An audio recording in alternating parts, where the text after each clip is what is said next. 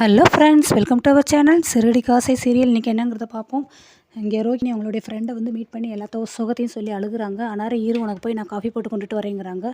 சரி, உள்ளே போய் காஃபி போட்டு கொண்டுட்டு வெளியில் பார்க்குறாங்க. ரோகிணியை காணோம். ரோகிணின்னு சொல்லி ஒவ்வொரு இடமா தேடி தேடி போய் பார்க்குறாங்க. ஆனால் ரோகிணி அங்கே இல்லை.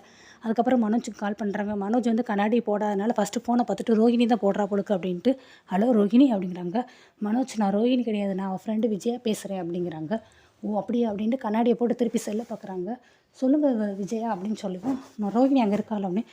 ஐயோ ரோகிணி இல்லையே, வெளியில் போயிருக்காளே அப்படிங்கிறாங்க. என்னை பார்க்க தான் வந்தா, எனக்கு தெரியும், என்கிட்ட பேசுனா. அப்படியே உங்களை பார்க்க தான் வந்தாங்களா அப்படின்னு மனோஜ் கேட்குறாங்க. ஆமாம். ஏன் மனோஜ் இப்படி பண்ணுறீங்க? நீங்கள் சொன்னது எல்லாத்தையுமே நீங்கள் செஞ்ச செயல் எல்லாத்தையுமே சொல்லி என்கிட்ட ரொம்ப அழுகிறா, ரொம்ப ஃபீல் பண்ணுறா. இப்படி பண்ணிட்டீங்களே, நீங்கள் கல்யாணம் பண்ணும்போது எங்கேயுமே வேலைக்கு போக மாட்டேங்கிறீங்க, ஜாப் எதுவும் பண்ணணும்னு சொல்லி எவ்வளவோ சொன்னேன். ஆனால் மனோஜ் என்ன நல்லா பார்த்துக்கிடுவார், பரவாயில்லன்னு சொல்லி உங்களை மேனேஜ் பண்ணா. இப்படி என்னடா நீங்கள் அவளை கஷ்டப்படுத்துகிறீங்களே அப்படிங்கிறாங்க. சரி, அதை விடுங்க. இப்போ ரோகிணி என்னை பார்த்து பேசிகிட்டு இருந்தா. ஆனால் ரொம்ப சோகமாக இருந்தா. நான் எவ்வளவோ அவளை தேத்திடலான்னு சொல்லி பார்த்து டீ போட்டுட்டு வரேன்ட்டு பார்த்தா ஆளை காணோம். சரி, அதான் வீட்டில் வந்துருப்பான்னு சொல்லி நான் கால் பண்ணி கேட்போன்னு பார்த்தா நீங்கள் நடனா வீட்டுக்கும் வரலங்கிறீங்க. அப்போ எங்கே தான் அவள் போயிருக்கா அப்படிங்கிறாங்க. அவள் எங்கே போயிருக்காளோ தெரியல, அவளை போய் தேடி கண்டுபிடிங்க அப்படின்னு சொல்லி மனோஜ்கிட்ட சொல்லிட்டு ஃபோனை வச்சிட்றான்.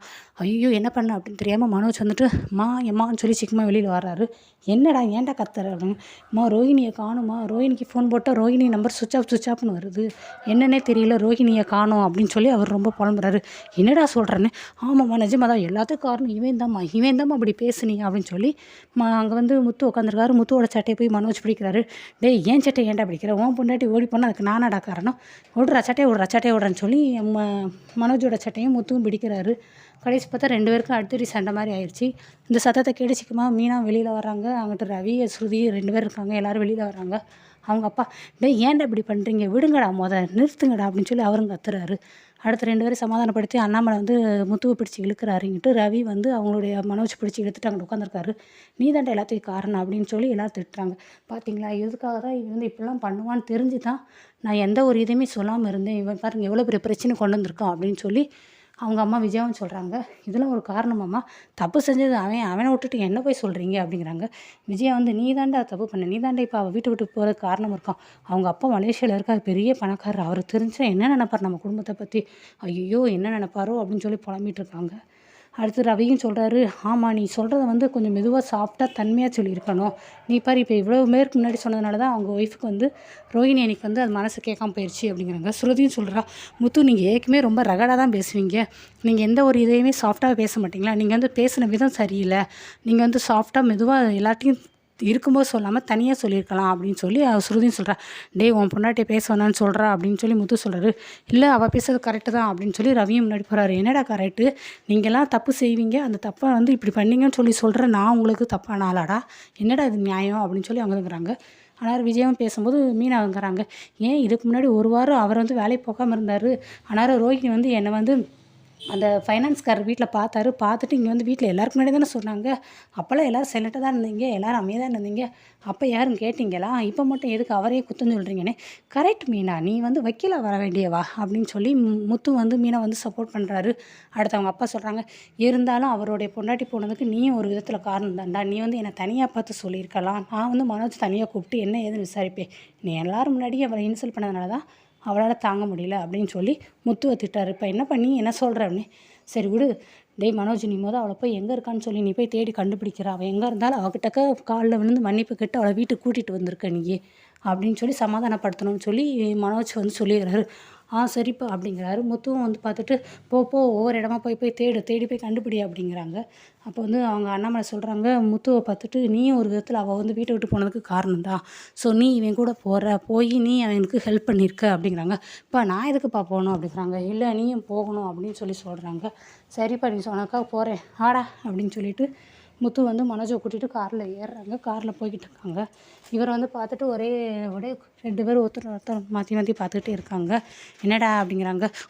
என் தலையில் உன் கூடலாம் வரணுன்னு இருக்கு பாரு அப்படிங்கிறாங்க காரில். இப்போ அவளை நான் எங்கே போய் தேடுவேன், எனக்கு ஒன்றுமே தெரியலையே, என்ன செய்யணும் தெரியலையே அப்படிங்கிறாங்க. டேய் நீலாம் படித்தவனடா, படிச்சுன்னு கொண்டாட கொஞ்சமான அறிவு இருக்காடா, பார்லருக்கு ஃபோன் போட்டு பேசுகிறா அப்படிங்கிறாங்க. சரி மனோஜ் ட்ரை பண்ணிகிட்ருக்கேன். அதுக்கு முன்னாடி இங்கே வந்து இவருக்கு வந்து ஒரு கால் வருது. என்னென்னு அட்டன் பண்ணுறாரு. ஹலோ என்ன சார் அப்படிங்க. சார் வேலூருக்கு வந்து சவாரி பண்ணணும்.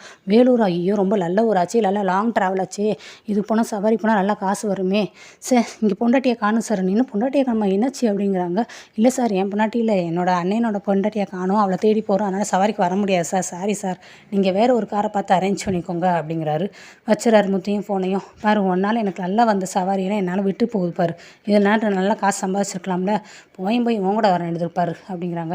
சரின்ட்டு எடுத்தீங்க. மனோஜ் வந்து டயல் பண்ணுறாரு. அவங்களோட பார்லருடைய நம்பர் கடிக்கிறாரு. பார்லர் நம்பர் கடிச்சு ரோகிணி இருக்காங்களா அப்படிங்கிறாங்க. இல்லை சார் மேடம் காலையிலே வந்தாங்க, வந்துட்டு வசூல்ட்டு பண்ண 3000 எடுத்துகிட்டு போயிருக்காங்க அப்படிங்கிறாங்க. என்னது வசூல் ரூபா வேடே, வழக்கமாக நீ தானடா ரூபா தூக்கிட்டு ஓடுவேன், இன்றைக்கி என்னடா உன் பொண்டாட்டி செஞ்சுருக்கா அப்படிங்கிறாங்க. ஐயோ பேசாமல் இரேண்டா அப்படிங்கிறாங்க. அதுக்கப்புறம் வேறு எங்கேயும் போனாங்களா அப்படின்னு கேட்குறாங்க. இல்லை சார் பஸ்ஸுக்கு ஃபோன் போட்டாங்க, பஸ்ஸில் ஃபோன் போட்டு குமரிப்பாளையத்துக்கு எப்படி போனோம், என்ன மணி பஸ்ஸு அப்படின்னு கேட்டுட்டு இருந்தாங்க அப்படின்னாங்க. குமரிப்பாளையமா அப்படிங்கிறாங்க. சரி ஓகே பார்த்துக்கிறேன் நான் அப்படின்னு சொல்லி இவர் ஃபோனை வச்சுறாரு. என்னடா உன் முன்னாடி இங்கே போயிருக்கானாங்கோ அப்படிங்கும்போது இங்கே எனக்குலாம் திருப்பி முத்துக்கு ஃபோன் வருது. யாருன்னு பார்த்தா மீனா போடுறாங்க. என்னங்க ரோகிணி கிடச்சிட்டாங்களா அப்படிங்கிறாங்க. இல்லை மீனா இன்னும் கிடைக்கல, அவள் பார்லர் ஃபோன் போட்டால் என்னமோ குமரிப்பாளையத்துக்கு போயிருக்கா சொல்கிறேன்னு. குமரிப்பாளையமா, அது கிறிஷோட அவங்க அந்த பாட்டி இருப்பாங்கள்ல அப்படி இப்படின்னு யோசிக்கிறாங்க. ஆமாம் அவங்க ஊருங்க, உனக்கு எப்படி அவங்க ஏதோ சொன்னாங்களே, ஆமாம் நீ சொன்னாங்க எனக்கு ஞாபகம் இருக்குன்னு சொல்லி கடைசி ஒரு வழியாக அவங்க செட்டில் பண்ணி பேசிடுறாங்க. சரி நீங்கள் போய் பார்த்துட்டு வாங்கங்கிறாங்க. நான் எதுக்கு போனேன், நானும் போக மாட்டேன், இவனை பஸ் ஏற்றி விட்டுருன்னே, மாமா தான் சொல்லியிருக்காங்களே நீங்கள் கூட இருந்து போயிட்டு வாங்கண்ணே. சரி போகிறேன், ஆனால் பெட்ரோல் போடுற காசு வேணும், நீ ஒன்று பண்ணு, வீட்டிலேருந்து ரூபா எடுத்துகிட்டு எங்கள் கூட நீ சேர்ந்து வா அப்படிங்கிறாங்க. சரி இப்போ நான் எங்கே வரணும்னு, நம்ம வீட்டு பக்கத்தில் அப்பார்ட்மெண்ட்டில் ஒரு ஸ்டோர் இருக்கும்ல, டிபார்ட்மெண்ட் ஸ்டோர், அங்கே வா நான் வந்து உன்னை கலெக்ட் பண்ணிக்கிறேன் அப்படிங்கிறாங்க. சரி ஓகேன்னு இவங்களும் கிளம்பிடுறாங்க. அடுத்து மனோஜ் அவங்க அம்மா ஃபோன் போடுவார். ஃபோன் போட்டு என்னடா கிடச்சிட்டாளா ரோகிணின்னு அவங்க அம்மாவும் கேட்குறாங்க. இல்லைம்மா ஏம்மா நீ இவன் கூட போய் என்னை போய் அனுப்புனேன் அப்படிங்கிறாங்க. ஏன்டான்னு, இவன் என்னை ரொம்ப இன்சல்ட் பண்ணிகிட்டே வரமாமா அப்படிங்கிறாங்க. டேய் அவனோட உதவி நமக்கு எப்படினாலும் இப்போ தேவை, ஸோ என் உதவியை நீ வந்து பயன்படுத்திக்கோ அப்படின்னு விஜயாவும் சொல்கிறாங்க. சரின்னு இங்கே கார் வந்துகிட்டே இருக்குது. பார்த்தா மீனா இருக்கிற இடத்துக்கிட்ட வந்துச்சு. மீனா வந்து நிற்கிறாங்க. என்ன மீனா ரொம்ப நேரம் நிற்கிறியானே. இல்லைங்க இப்போ தான் வந்தேன், இந்தாங்க ரூபா அப்படின்னு சொல்லி ரூபா கொடுத்துட்றாங்க. அதுக்கடுத்து சரின்னு இவங்க வந்து மனோஜ் முன்னாடி உட்காந்துருக்காரு டிரைவர் பக்கத்தில். டே எந்திரிடான்னு. எதுக்குன்னு, உன் பொண்டாட்டி தேட போகணும்ல, அதுக்கு ஏன் பொண்டாட்டி தொலைக்க முடியுமா, அவள் காணாமல் போனால் இருக்கணும்ல, ஸோ அவன் முன்னாடி உட்காரட்டும் அப்படின்ட்டு அவரை எழுந்திரிச்சு பின்னாடி போட்டு மீனா எழுந்திரிச்சு முன்னாடி சீட்டுக்கு வந்துடுறாங்க. சீட் பெல்ட் எல்லாம் போட்டுறாங்க. அடுத்து கார் ஓட்டுறாங்க. ஆனால் அவர் வந்து என்னடா மனோஜ் மூஞ்சி பிடிச்சிருக்க, நான் வேணால் பாட்டு பாடட்டுமா உனக்கு போர் அடிக்காமல் இருக்கிறதுக்கு அப்படின்ட்டு முத்து வந்து கலாய்க்கிறாரு. அவள் பறந்து போனாலே அந்த சாங் பாடுறாரு.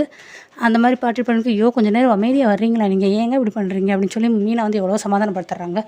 அவன் இருந்தால் அதுக்கு நான் என்ன பண்ணட்டும், எல்லோரும் என்னையே சொல்கிறீங்க அப்படின்னு சொல்லிட்டு இவர் ஓவராக பேசிகிட்டே இருக்கார்.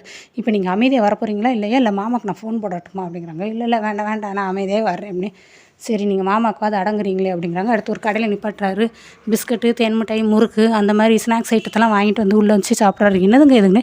ஆமாம் நான் வேறு வீட்டில் சாப்பிடாம வேறு வந்து கிளம்பிட்டேன், நான் எனக்கு இப்போ பசிக்குதுல்ல, ஸோ எனக்கு பசிக்கும்போது எதாவது சாப்பிடணும்ல, இந்த நீ வேணால் சாப்பிட்டுக்கோ, தண்ணி குடிச்சிக்கோங்க இருக்குது அப்படிங்கிறாரு.